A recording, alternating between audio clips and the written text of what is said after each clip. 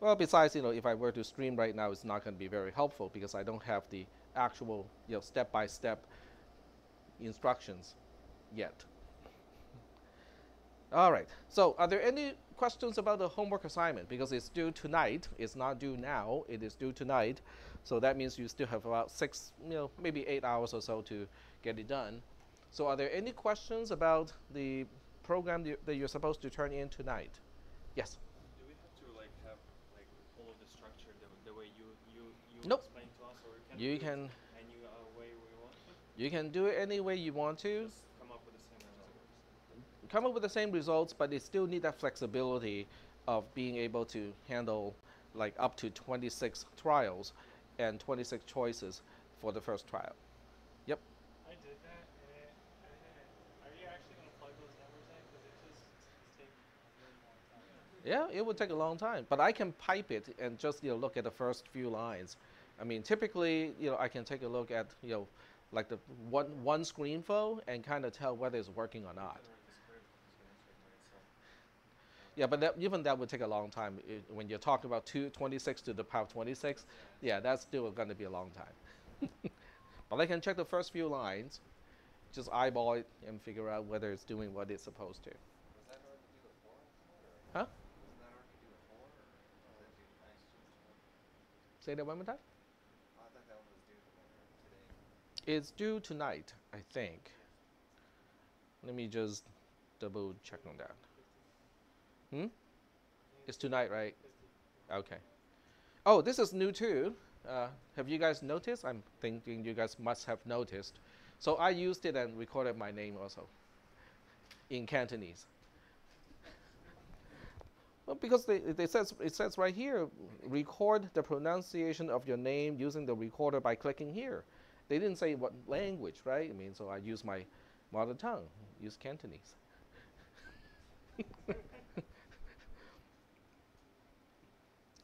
Ooh, that means with that Proctor U video, I should probably do it in Cantonese. So if they want to learn how to do it, at least they have to learn Cantonese first. All right, so without any questions, assuming if you guys come up with any questions, just let me know. But without any questions, I want to kind of move on to predicate calculus because it's really kind of a fun topic. I consider this a little bit more fun than graph theory and Dijkstra's algorithm and stuff like that. So Prolog is interesting. So in other words, I'm explaining predicate calculus, but in the context of Prolog.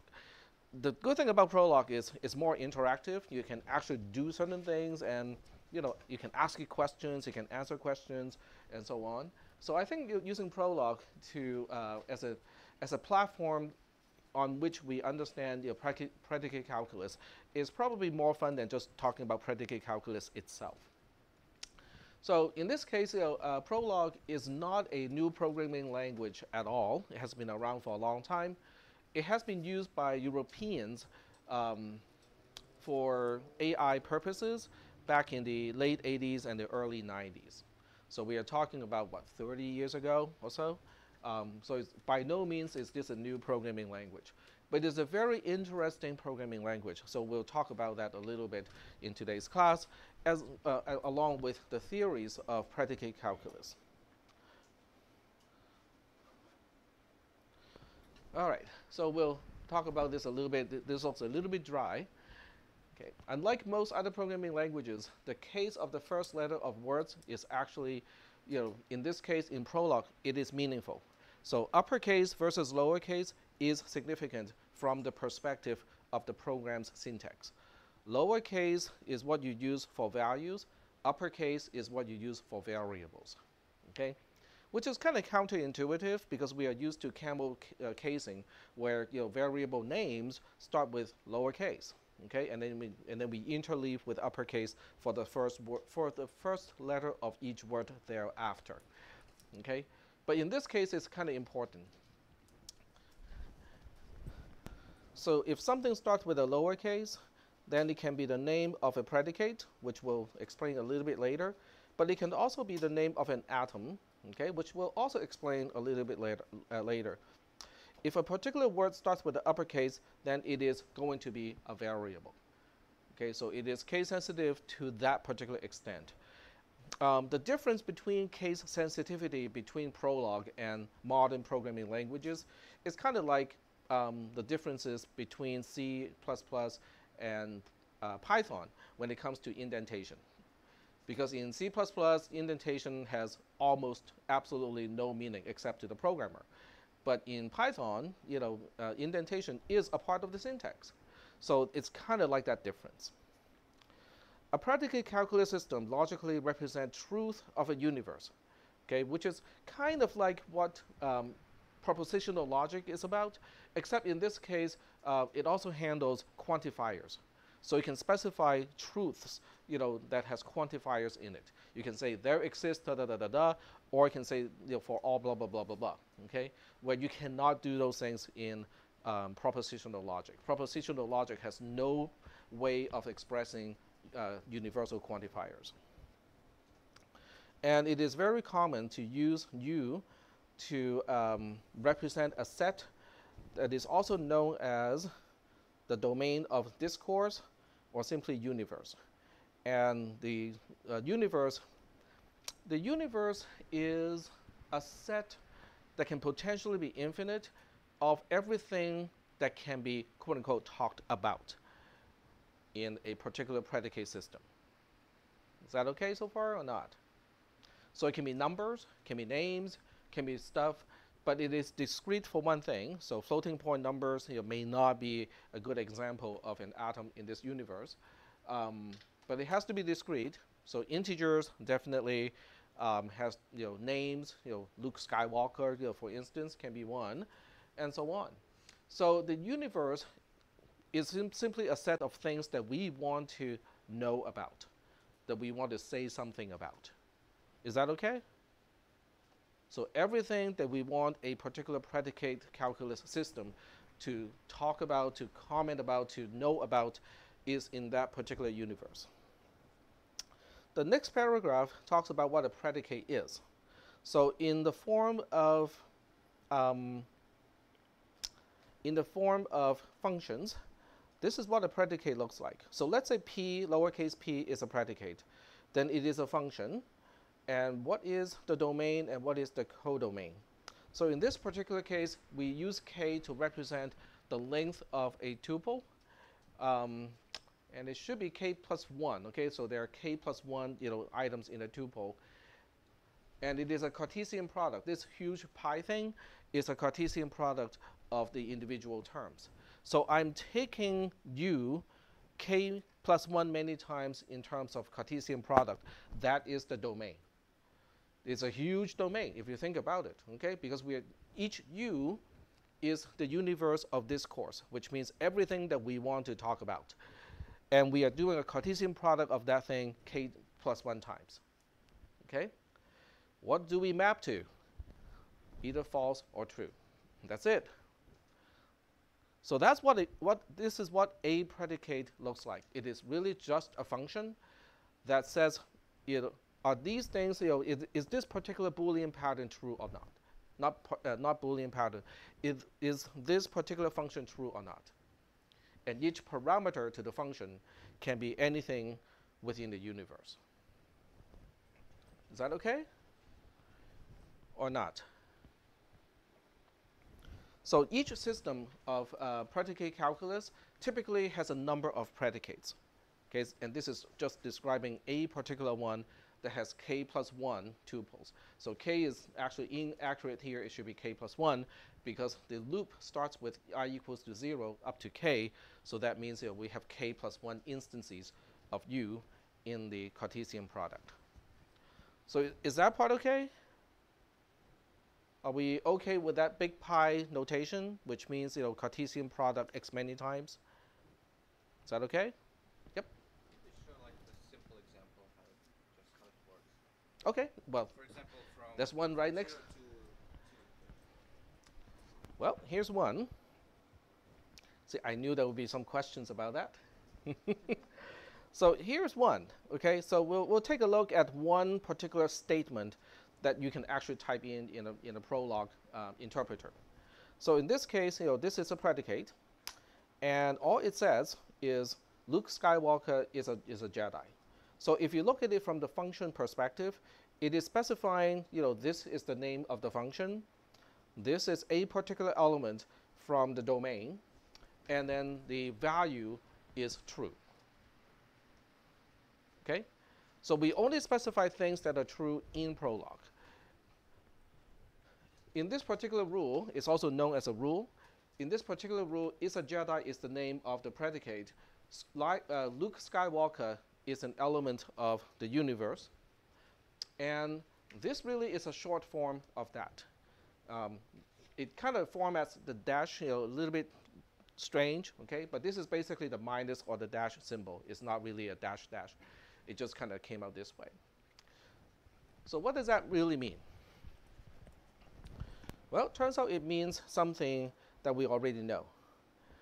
As it turns out, the way you read Prolog is kind of opposite. You start with whatever is to the right-hand side of this kind of strange symbol, and it reads like this part, if this part, then this part. That's how you read it. Isn't that kind of strange? Because now in this case, it is saying if true, then is a Jedi in parentheses Skywalker is also true. But what does that mean? Well, doesn't that just mean that Luke is a Skywalker? Luke Skywalker is a Jedi is true, because the only time you can make an implication true when the first part of the left-hand side is true already is the right-hand side has to be true. So that's basically what it's saying. Okay.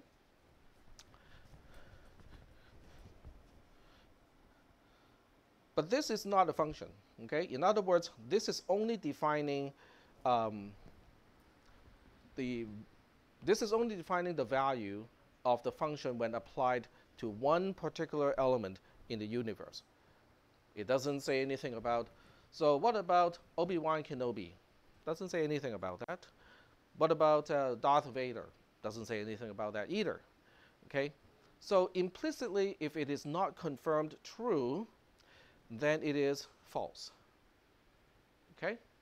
All right, so enough talking. Let's go ahead and play with Prolog, okay? Because I think this is why Prolog is kind of cool in the context of predicate calculus.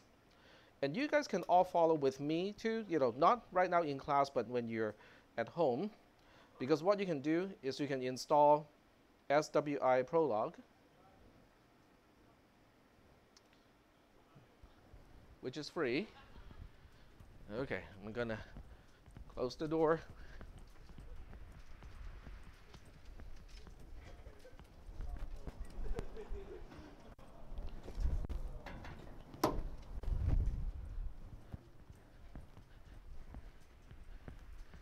And this is the quick guide to it.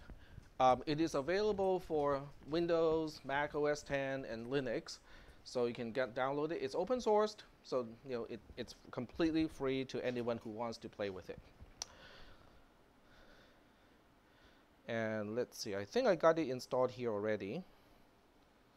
And let's see.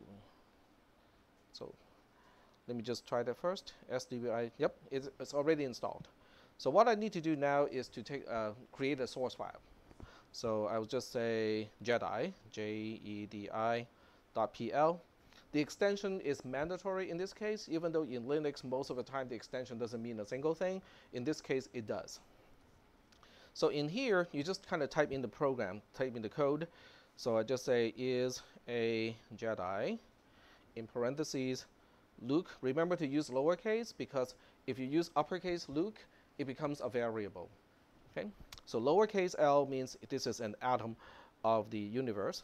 So Luke Skywalker and a period. Okay? Which basically means exactly the same thing as only if true. So these two are exactly the same thing. And then we end a statement with a period, not a semicolon. That was a force of habit. Okay? All right, so we have one single statement here. So we'll now exit the program, and we'll go into SWI Prolog. And the way you read in the program is to use square brackets, and then you put in the name of the file. In this case, it's just Jedi, without the extension. And I think it's a period 2. So if everything works, then it would just return the value of true to basically say, yes, I read that source file, and all the predicates in that source file are now integrated here. Okay, so the next question, or the next thing we want to do, is to confirm certain things, right? So we can confirm, is a Jedi Skywalker, Luke Skywalker, and a period, and it says it's true. Well, not very surprising, right? Let's try something else. Let's try is a Jedi, and then we use a variable x this time, and then a period. And it says x is Luke Skywalker. Basically, if you use a variable in a query, then it turns into a question. You're asking who is a Jedi, and it will find the first one who's a Jedi, and then it finishes. Now, you can also use an underscore as a variable name. Then it becomes a wildcard, which means give me all the atoms in this universe that are Jedis. Okay. Now, since the rule only has one, so that means it only has one person to list in this case anyway. Okay, so let's just say that we are now interested in whether other atoms are Jedis or not. Okay, so we'll say, what about Darth Vader? Okay, and it says it's false. Now, did I explicitly say that Darth Vader is not a Jedi? Nope. So it is the lack of a confirmation. The lack of a confirmation is taken as, oh, that is not true. Is that okay? So this is really kind of important, because in a predicate logic system like Prolog, it is because of the implementation, we do not explicitly state what is not true, which predicate is not true. We only state what is true. Yep. So if you put any variable name, as long as it starts with a capital A, the variable equals Skywalker. Correct. Yep. Exactly. But it doesn't have to just be like one character, one variable, right? I believe so. I think it can be a number of characters. So let's try that. So we'll ask, who is a Jedi? And answer the question. Yep. All right. So that's kind of cool. Okay. So next we will go ahead and edit the file. So you don't have to exit out of Prolog in order to edit the file, because you can modify your program by saying edit and then the name of the file and then the period. So you can say edit. In this case, the file name is Jedi, J-E-D-I, without the extension, and then you can now go into the editor. And by default, it picks up a particular editor here. I don't know which one it is. This is XPCE, which I have no idea what it is. I think it just comes with a Prolog itself. All right, so we can now say somebody else is also a Jedi. So we say is a Jedi. Obi-Wan. Okay, why is there an extra I here? Oh, that's because I probably accidentally pressed I because I was so used to VI. So you press I to get into the insert mode. Okay, that's probably why. So we have Obi-Wan Kenobi. And this time we'll use the alternative syntax, which means instead of explicitly stating colon equal to true, we just use a period here, which by default means the same thing. What it means is saying true, if true, then Obi-Wan Kenobi is a Jedi, which means we're stating a universal truth. Okay? Okay. So now we'll go ahead and exit from the editor, go back to the interpretive engine itself. So we'll save buffer first, and then we quit, go back to here, and we'll ask the question again. Is a Jedi who, with uppercase, and it still says only Luke Skywalker. So it doesn't seem to understand that Obi-Wan Kenobi is also a Jedi, which is not cool. So now we reformat the question a little bit. Is a Jedi with an underscore this time? And it only says true. I can't remember how to make it, return all of the answers. Did you say underscore and then a variable? Huh? Like underscore x? Underscore x? And then you said a variable after the underscore? Nope. This one only returns one answer. But there is a way to answer multiple, it will return everything that does meet that requirement. It's this one here.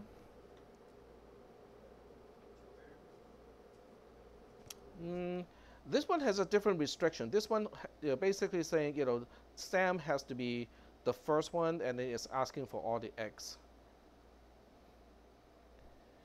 Uh-huh. Can I? Uh-huh. I can, but I think it's already doing that. Because otherwise it wouldn't. Oh, okay, I see what you mean. Jedi. Oh, right, because I haven't reloaded the file yet. Okay, so let's try that again. So, yep, so this time it gives me one at a time, and the space it will continue with the next one. Okay, thank you.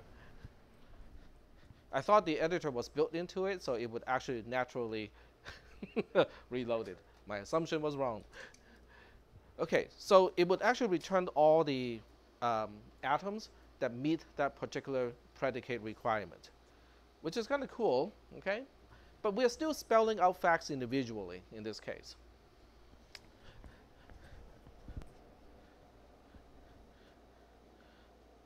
So getting back to my notes first, and then we'll get back to the sample program. But now we can specify rules. So a single rule is basically a statement that is known to be true. So in this case, remember how we read this? It's from the right side to the left. Okay, if you want to look at this as an implication, the right-hand side implies the left-hand side, which is kind of counterintuitive. The alternative way to look at this is to look at this symbol as only if. Okay, so now we can look at this as is a proper Jedi, X is a proper Jedi only if X is a Jedi, a comma is and X owns Y, and Y is a lightsaber. Okay, so let's put this rule in along with a few other rules. Okay, so this rule here down here is Anakin blue is a lightsaber. So Anakin blue is an atom that is known to be a lightsaber. And then down here we basically state the ownership. So we now say Luke Skywalker owns Anakin blue. Okay, to establish the ownership. Is that okay? So let's give this a try. So we go back here and then we say edit Jedi and then a period. And then we can now specify the extra stuff that we just talked about. Copy and paste can be a little bit risky in this case because I don't really know what ASCII code is being used for the long dash. I really suspect it's not a minus. So let's go ahead and just type the whole thing. So we say is a proper Jedi X only if is a Jedi X owns XY and is a lightsaber Y. There we go. And then we'll save the file as it is right now. So we save buffer and quit. Go back here and reread Jedi, period. Now, of course, we haven't really specified what is a lightsaber, and also who owns a lightsaber. But in this case, we can at least query is a proper Jedi. Find me all proper Jedis. And it says undefined procedure owns. That's because the predicate has not been defined yet. Okay? All right. so it's definitely it's not working because I have to at least define what owns who owns what. So we go back to edit Jedi, and this time we will specify ownership as well as what is a lightsaber. So we say is a lightsaber Anakin blue, and then we also specify ownership, owns, and we'll say Luke Skywalker owns Anakin blue. Okay. I don't know why this one is still in red. Because maybe you have to define it before the actual. Sorry? Maybe you have to define it before the actual statement. Nope. The order of definition is not important in this particular case. So, all right. So we'll go ahead and try again. Jedi, and then we'll ask the question again. It's a proper Jedi. Luke is 1, and Obi-Wan Kenobi is not. Why not? Obi-Wan Kenobi does not own a lightsaber according to the rules specified up to this point. So that is why Obi-Wan Kenobi doesn't show up as a proper Jedi. Is that okay? Now, how about ownerships? Can we ask, who owns, what Luke Skywalker owns in this case? So we type owns, and then we type Luke Skywalker, and then we say, what does he own? And it says, it owns Anakin Blue. And if I use an underscore first, it would do the same thing, because no one owns more than one thing in this particular universe at this point. So are we okay so far with this stuff? Okay. Then there are interesting, cases where it gets more difficult to specify what we need to express. So I'm going to skip substitution for now. Well, maybe not. I'm not going to skip substitution because it's actually important. So section 4 talks about substitution, which is a mechanism, the key mechanism of how predicate logic works. So substitution does not only apply to Prolog, which is an implementation of predicate calculus. Substitution is the core mechanism. Kind of like resolution is the core mechanism of propositional logic. Substitution is one of the core mechanisms of predicate calculus. So what it does, substitution is just what the name implies. So the first thing we need to know is what exactly is a rule in Prolog. Okay, we call it a rule, okay, which is syntactically just the name of the construct of blah blah blah, and then a period. But what exactly does it mean? So we want to kind of examine the not so simple rule of is a proper Jedi. So you can see this part here looks vaguely familiar, right? This part is basically the right-hand side of that entire rule. And as I said, this becomes the left-hand side of an implication. What does it imply? Well, all it implies is a proper Jedi with parameters. Now, this is one thing that is also lacking in propositional logic. Let me zoom out one level so they can see the entire expression. There we go. So this is one thing that is missing in propositional logic is parameterization. In propositional logic, we say P, Q, R, S, T are variables, but there's no parameterization. Now you can say P implies Q. Okay, you can say P implies Q is always true. Put it into iota. You can also say, P or Q, the whole thing, and not R. Okay, that's fine. You can specify all of those expressions as expressions that are known to be true, but you cannot parameterize. You cannot say something like this. Is that making a difference? Do you guys understand the main difference up to this point? Yes? No? Okay. So with parameters, now you need to say, so are we looking at only one thing, or are we looking at everything?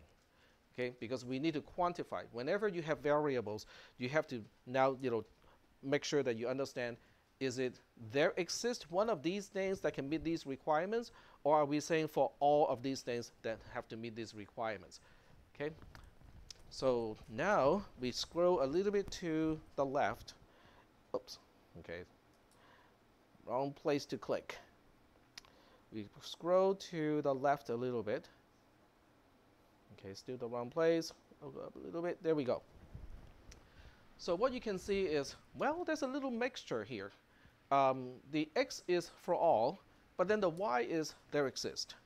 And the y is, the there exists y is nested within the for all x. What is going on here? So where is the x coming from? Which part of the rule contains the x? The first part, right? And also the right-hand side. So as it turns out, everything that you include in, I think this is called the head of a rule. Okay, so all the variables in the head of a rule are implicitly using the universal quantifier for all blah, blah, blah. But everything that only appears on the right-hand side of a rule, in this case, the y variable, that is that uses the existential quantifier. Okay, let me say that one more time. Let me switch back to the actual Prolog rule. Okay, so the Prolog rule is up here. Let me see if I can yep, this is good. I can display both at the same time. See how x is appearing only on the head of a rule? Any variable appearing only in the head of a rule is implicitly using the universal quantifier, or what we know as for all. What about y? Y doesn't appear in the head at all, but it does appear in the body of a rule. All of those variables that only appear in the body but not in the head of a rule are implicitly using the existential quantifier. Is that okay? So that means Luke Skywalker can own a razor, and the razor is not a lightsaber, but Luke Skywalker will still be a Jedi. Do you see the difference between the existential quantifier versus the universal quantifier?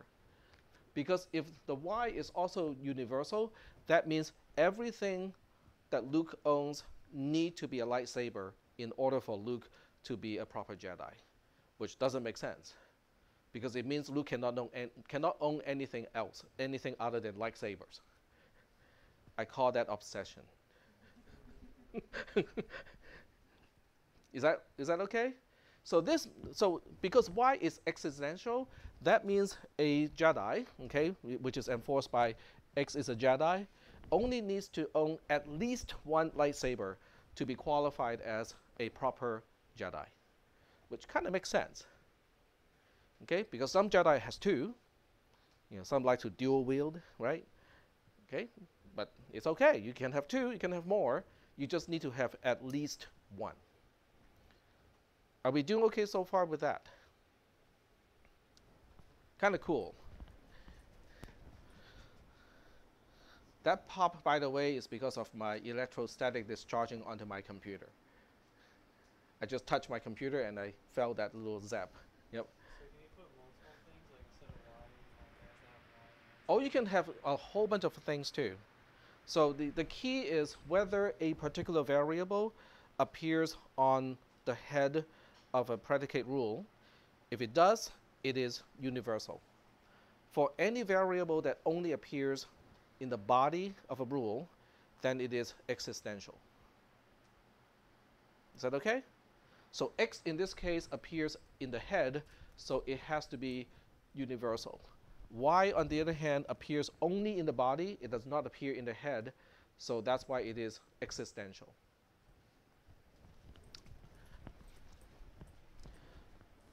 All right. That is kind of cool. So this next paragraph, just kind of put into words what I just talked about, because x is in the head, and then y is in the body. but in this case, I use consequent versus antecedent of an implication. So in an implication, this is the antecedent because it is prior or before, and this is the consequent because it is after. Is that okay? Just kind of technical terms of how we call each side of an implication. So now we'll go ahead and single out this particular statement, okay, which is extracted from above, and we got this phi. So now the question is, how do we match phi, which is basically just a rule, to the fact that we know that Skywalker should be X and Anakin Blue should be Y in order to make this whole thing work? So that becomes the question. So this is the core of the syntactic, quote unquote, syntactic transformation that is unique to predicate calculus and Prolog along because it is an implementation of predicate calculus. It has to do with substitution. So what a substitution looks like is something like this. So in this case, S is a substitution. And you can see that S as a substitution is, first of all, a set, okay, because we use the braces to enclose whatever is inside the substitution. The second thing we'll notice is each element of this particular set as a substitution is a pair. Now, I suppose in terms of notation, they could have used just a two tuple to indicate this, but the syntax in predicate calculus is to use a slash. What that means is X is substituted by Luke Skywalker. Y is substituted by Anakin Blue. So together, this particular set we call S is a substitution. So now the question is, what can we do with a substitution? Because we got two things now. We have a rule that we call phi. Okay, phi is just a simpler name for the entire predicate. And then we have S as a substitution, which is no more than a set of two substitutions, individual substitutions. And each individual substitution is no more than what symbol should be replaced by what symbol. That's all it's specifying. So how do these two things relate to each other? Well, as it turns out, we can apply those like this. So this notation here, just that highlighted portion, phi S. Phi S simply means apply the substitution to phi. Okay, since phi has mentioning of X and Y in uppercase, and S specifies what do we want to substitute uppercase with, what do we want to substitute Y with, we can now complete the substitution. So after the substitution is done, then you can see how the original X is now Luke Skywalker. This is also where the original X was. It is also Luke Skywalker. Where the original Y is now Anakin Blue, and also Anakin Blue here. And then over here, this was another instance of X, which is now substituted by Luke Skywalker. So is that okay, how the substitution works? And that is the main mechanism of predicate calculus, is basically to say what substitution will make this work.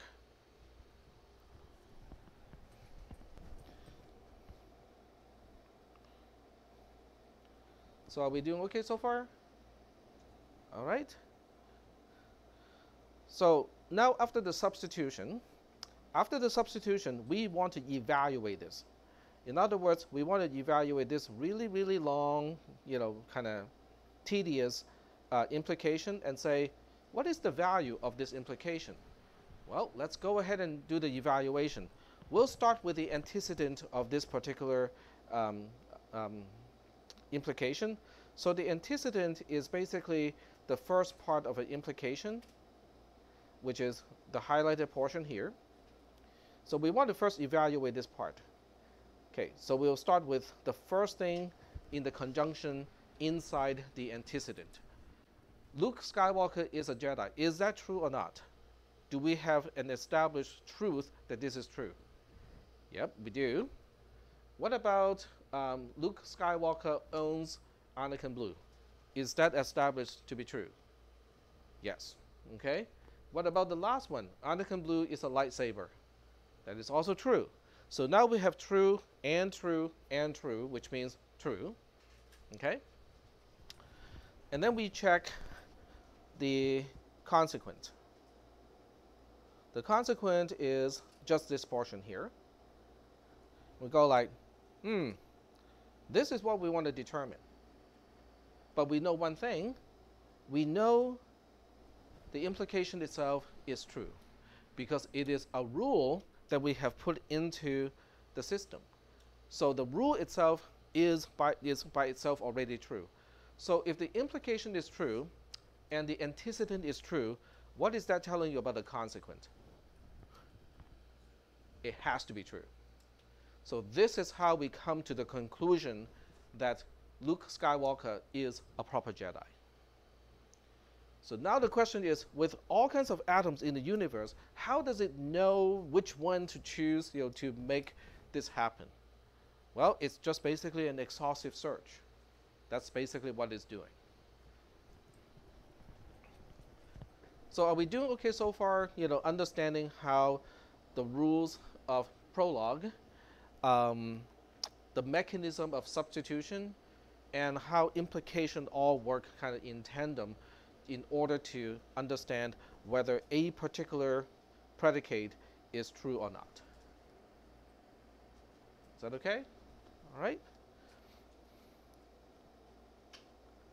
So this part here is really just saying the same thing because the antecedent is true and true and true, which is true. So if we have true implies something, that means this something here has to be true as well because we know the implication itself is already true. So are we doing okay so far? Kinda? Okay. So now we talk about disjunction, which is or. There's no, well, you can use a semicolon to indicate disjunction. So that's basically an or. But you can also use multiple definitions to define or. Okay, so let me give you an example of what I mean by that.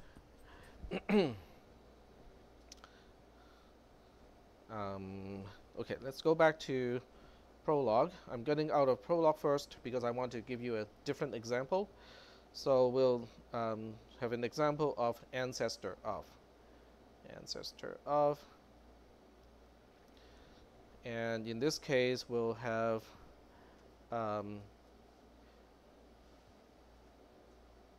ancestor of.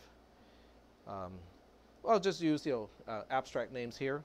So we'll say A is an ancestor of B.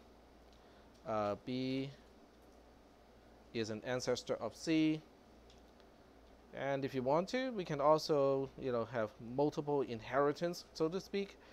So we can say A is also an ancestor of D. Let's see, and then we want to change it a little bit. So we say C is the ancestor of E. Okay, there we go.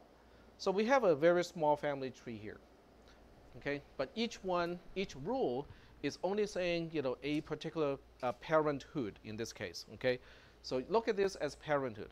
A is a parent of B, B is a parent of C, A is a parent of D, C is a parent of E, and so on. Okay, but ancestry is not just limited to parenthood, because it is transitive. Do you guys still remember transitive? Transitivity. Yes? So if A is an ancestor of B and B is an ancestor of C, then A is an ancestor of C. Right? Okay, so let's try to specify that rule here. So now we can say ancestor of, and then we can say, this time we use variables.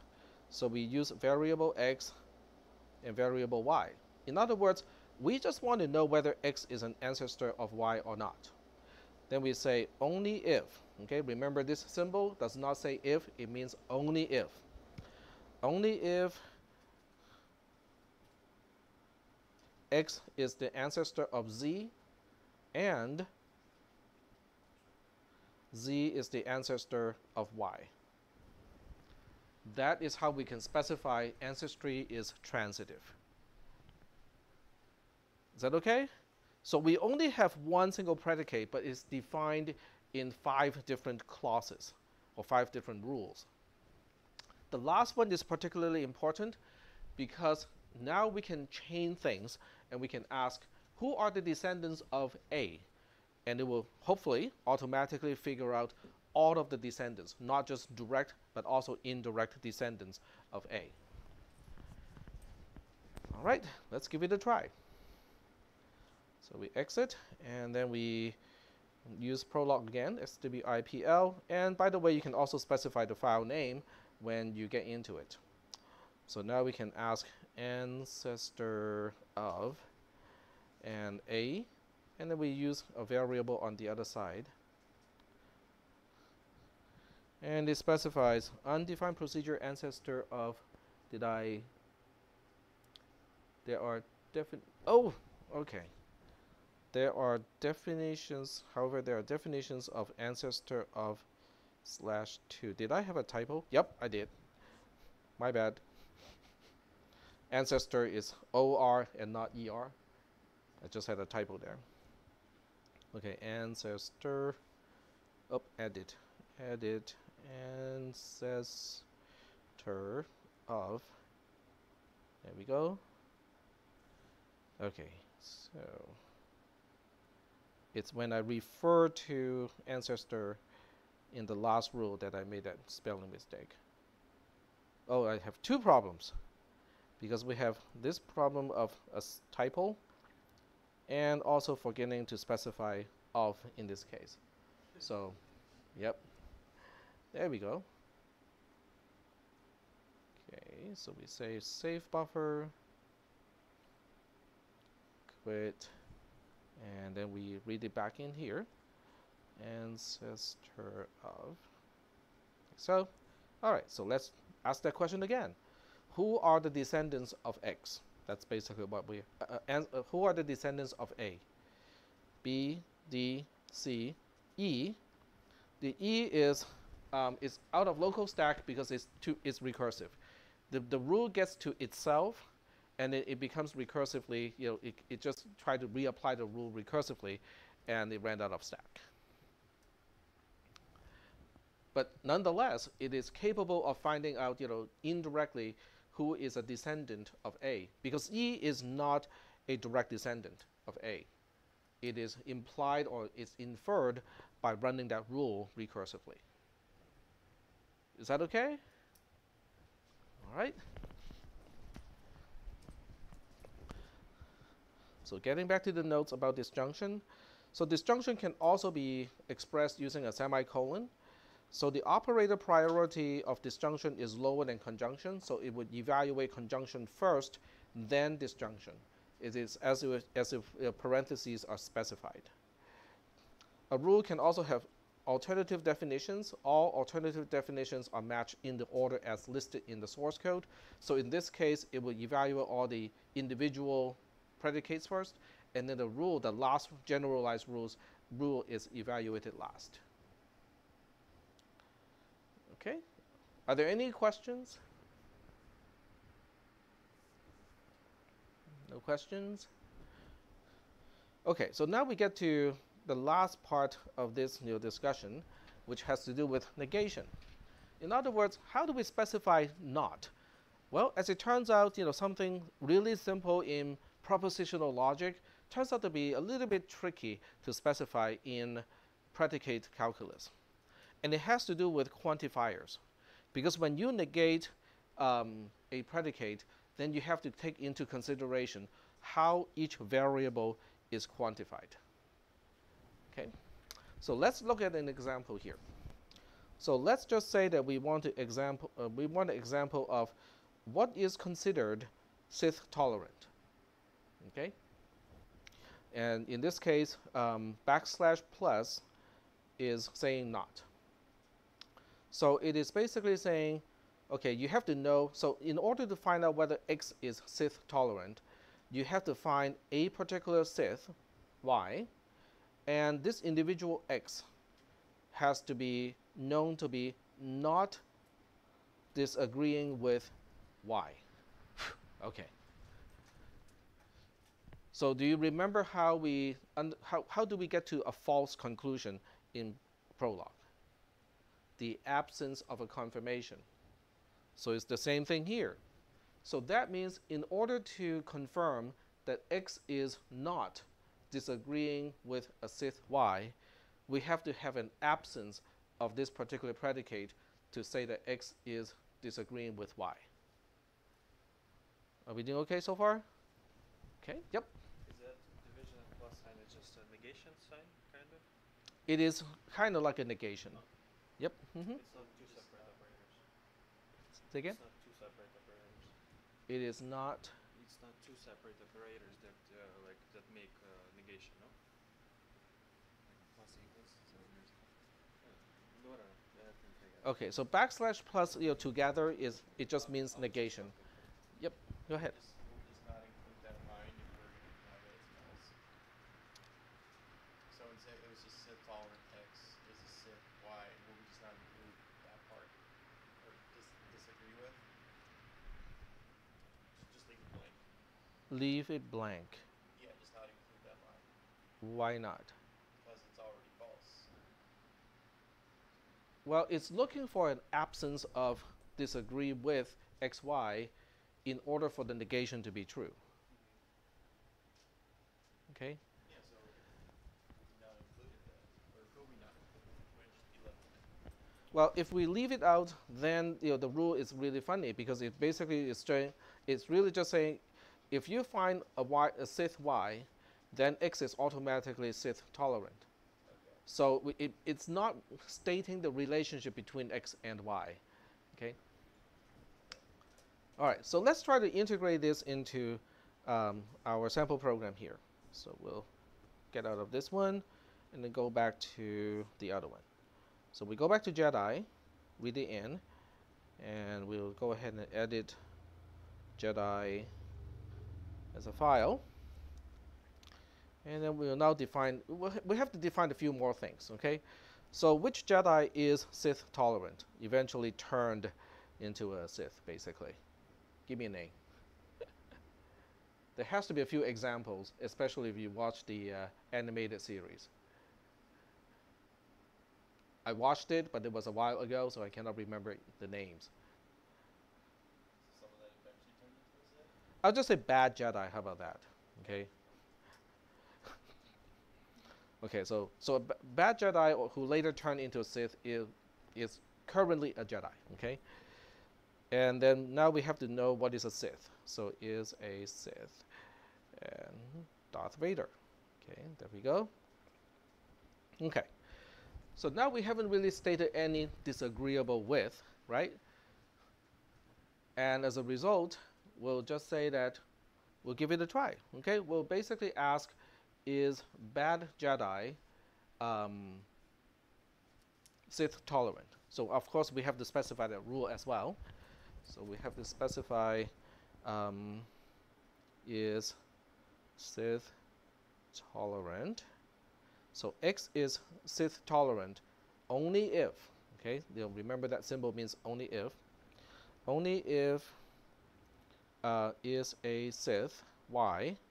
So this y here is now using the existential quantifier because y is not appearing in the head of a rule, so it only appears in the body, so it is existential, which means there exists a y such that y is a Sith will fit this requirement. X, on the other hand, is universal. So for all x, this part of the rule, if this is true, then x is Sith tolerant is true. Okay, now we specify the rest of the rule and not.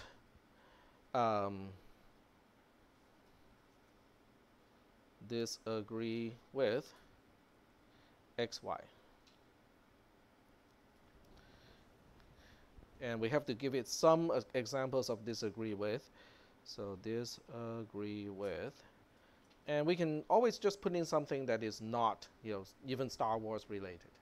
Okay, so we'll say data disagrees with 7 of 9. Yes, we have a crossover universe now.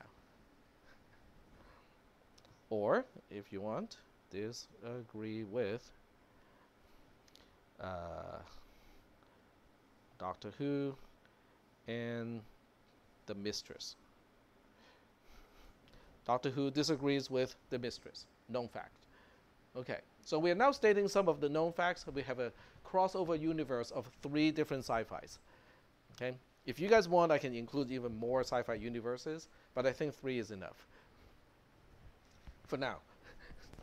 Okay, so now we save this. We save these rules. So save buffer. I still don't understand why some are in red and others are not.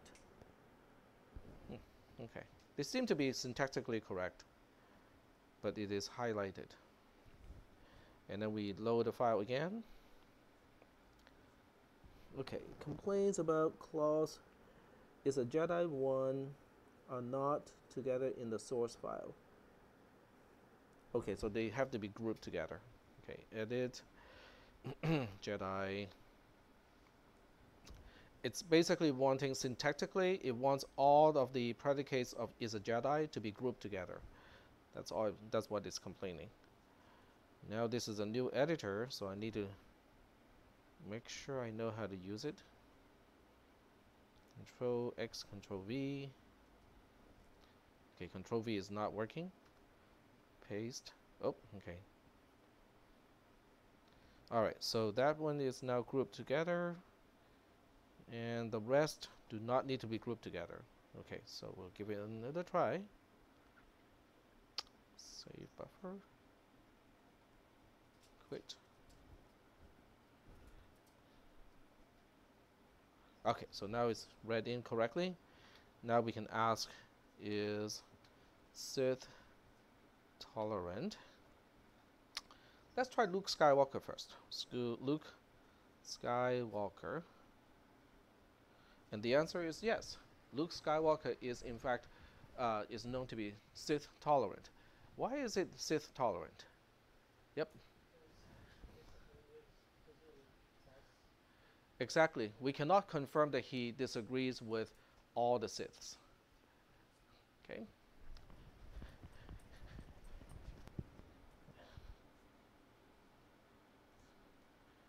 All right, so let's go back and edit again.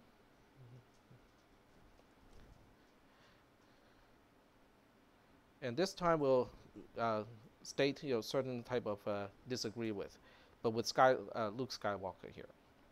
So is disagree with, and then we have Luke Skywalker, and we'll pick on 7 of 9. Oops. 7 of 9. Okay. So now we have a known fact that Luke Skywalker does disagree with somebody. But when we evaluate this particular rule, it will still make Luke Skywalker Sith tolerant. And let's check out why. Can we find a Sith? Yep, we can at least find one Sith, which is Darth Vader. Okay. The next question is, can we find the absence of Luke Skywalker disagreeing with Darth Vader? We cannot confirm this, which means this is false. Not false is true. So that means Luke Skywalker is Sith tolerant is also true. Is that okay? So even though we can find someone that Luke Skywalker is disagreeing with, which is 7 of 9, but 7 of 9 does not fit this requirement. 7 of 9 is not a Sith. Okay? Well, she's a Borg, but the Borg is not a Sith. There's no rule like that yet. Now, if I want to make this universe really messed up, I can make another rule under is a Sith. I can say is a Sith X only if is a Borg X. And then I can state is a Borg 7 of 9. Then 7 of 9 will then become also a Sith because of that rule. Okay? But I'm not going to change that rule. Okay? This crossover universe is messed up enough as of now. Okay, but we want to save this file first, and then we go back and test it again. Okay, but we already know, because of what we just talked about, that Luke Skywalker is still cis tolerant. It's still, well, okay, remember to read the file back. So we read Jedi, read the file back, and Luke Skywalker is still cis tolerant. Okay, well, we know how to make it so that he is not cis tolerant anymore. So what we need to do now is to say disagree with Luke Skywalker, and this time disagreeing with the only Sith in this particular universe at this time. So Darth Vader. There we go. I just don't understand why some is highlighted with red and the other ones are not. I cannot find a pattern. Yep. Huh? Red are your input rules, black are what you're stating about. Oh, okay. So red is not indicating error, it is indicating it's a rule with variables. Okay. Very good. Wait, that doesn't work. Yeah, this is still an atom. Very good. Okay, typo. So if I fix this, it should turn black. There we go. Good job. Okay. All right, so we'll go ahead and save this. And get out of the editor. Read it back. And ask the question again. Is Luke Skywalker Sith tolerant? Not anymore. Okay, so here's one more question. What if we add another Sith into the system? Okay, but without adding an additional disagree with that particular Sith. How would that impact this particular predicate? That's the next question. Now, this question has to do with the existential versus the universal quantifier. Okay, so we go back and edit Jedi. And this time we just add one more Sith into the universe. Because remember, there are always two.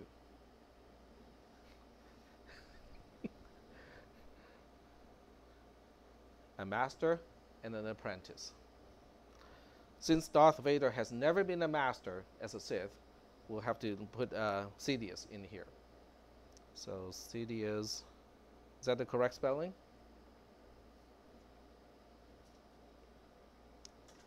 Maybe. Okay, we'll just call that close enough, Sidious. All right, so now we save it again.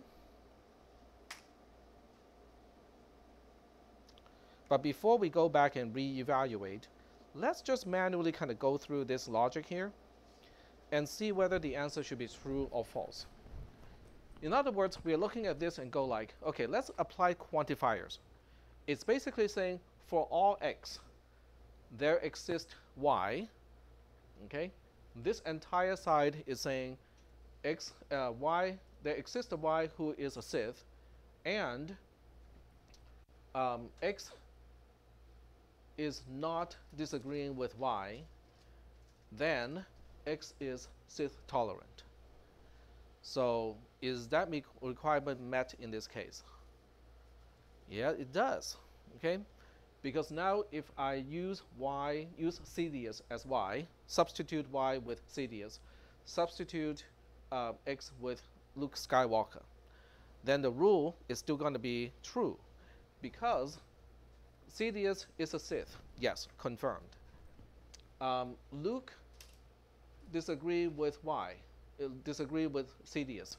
Is known to be false because that particular predicate is not confirmed true. Anything that is not confirmed true is automatically false. Not false is true. So now we have true and true, which means the consequent is also automatically true. Okay, so we'll check it out. Okay, we'll play with this. We'll check it out. But it's good to kind of theorize and kind of expect what the answer is going to be before we run it through the Prolog engine.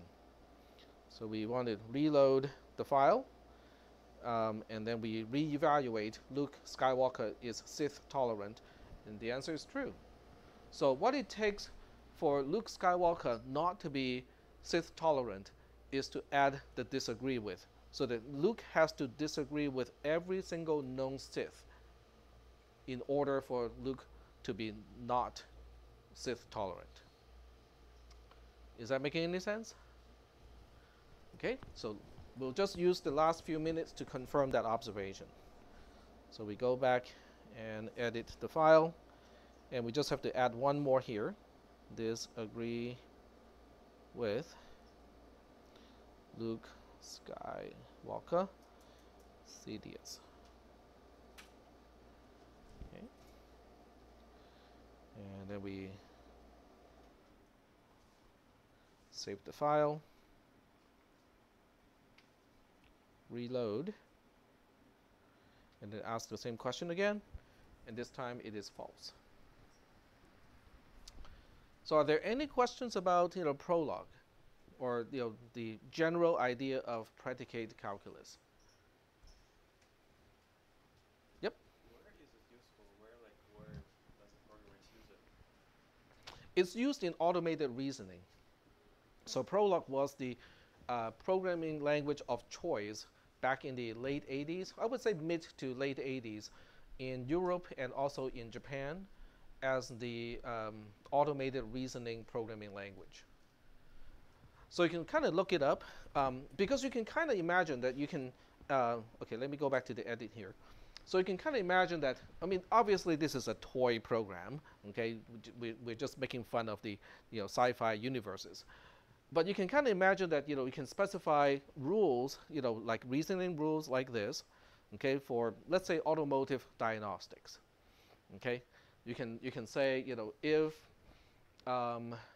battery is connected, battery is fully charged, cables are fine, and blah blah blah blah blah, the engine should start, okay, or something along that line. So you can specify, you can encode knowledge into rules and confirmations like this. And then you can leave it up to the engine itself and ask questions about certain things. You can ask about, okay, I can confirm this, I can confirm this, I can confirm this. What other reasons can cause the engine not to start? Okay, kind of reasoning like that. So just to confirm that, okay, you can look up the name Prolog, which is without the UE. Okay, so this is just Prolog ending with a G.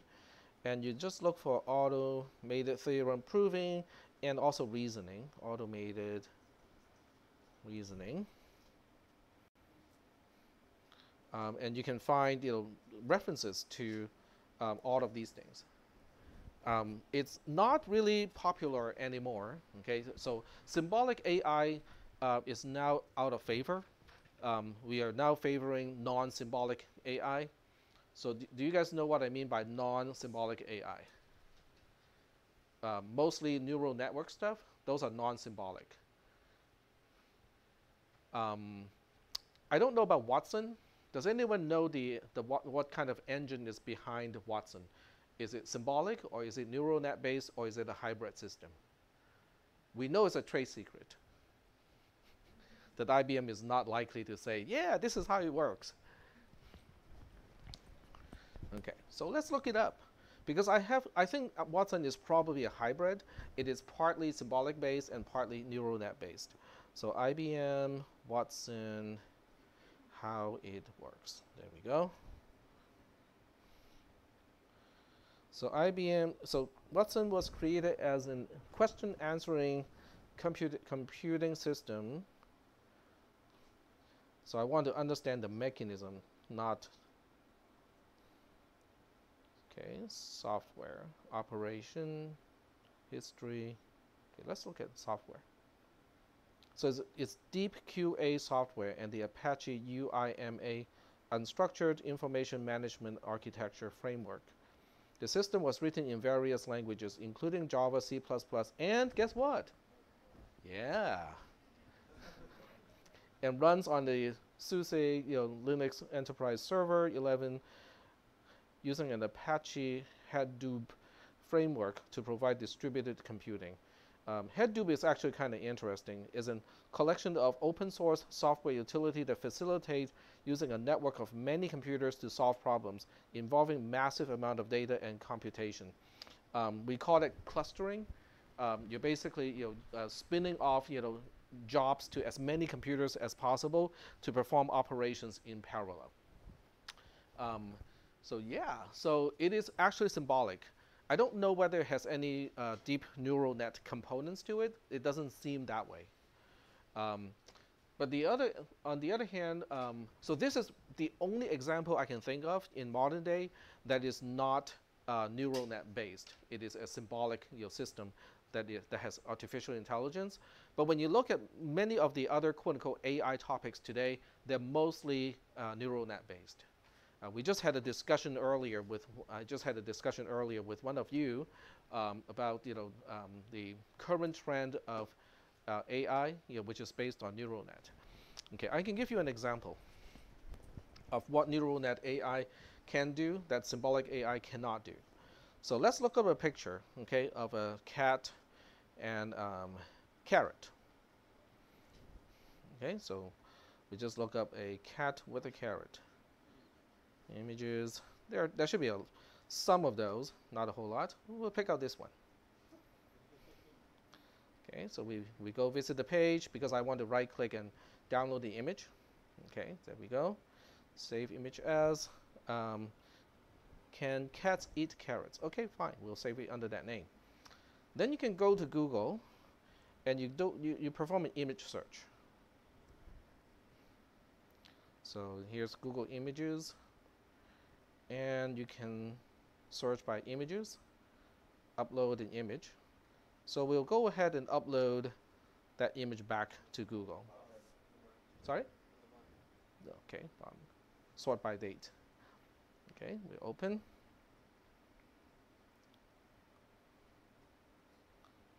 Okay, so it found the name, but you can also see it finds similar images with animals with carrots, which I don't know whether it's done by images or whether it's done by the text that it found relating to that particular image. But you can also take a picture just of something. So let's say your cat is playing with carrots. You can take a picture of that. Okay, so it has no captioning. There's no word to describe that it is a cat and is playing with a carrot. You upload it to this particular web page and do an image search, and Google will still find other images of at least animals playing with carrots or eating carrots. Now that is a little bit creepy, because that means Google can look at the image and figure out, oh, this is an animal. Okay, it may or may not be able to narrow it down to this is feline or this has to be a cat, but it will find animals. And it will also understand the other one is a carrot. Okay, and you can see in all of these pictures, it will show you pictures where the carrot is in all kinds of orientation. So it doesn't have to be, oh, the animal is on the left, the carrot is on the right, and so on and so forth.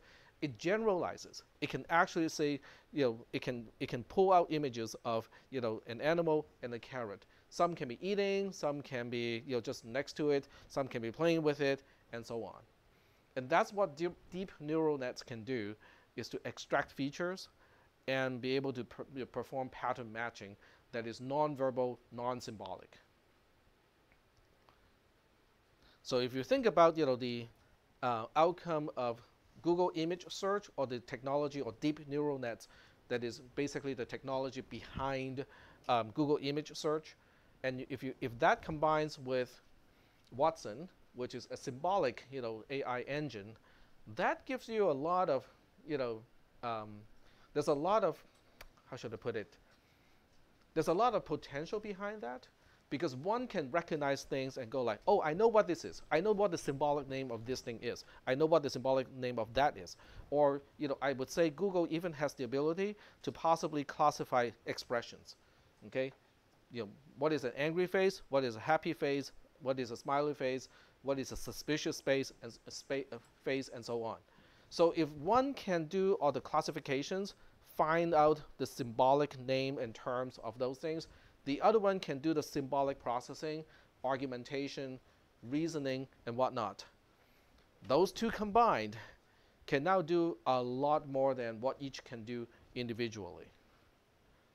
Because now you can search through images on the internet and do a lot of processing and see they can correlate, okay, let's say people reading a particular piece of news, okay? What is the expression? They can, if they can figure out all of those things, then we have some interesting new industries on our hand, if it is not already here. Okay. Well, it's time already, so I'm going to let you guys go. So read that new module about Prolog. And of course, you can repeat all the experiments that I did today, because I think those are kind of cool.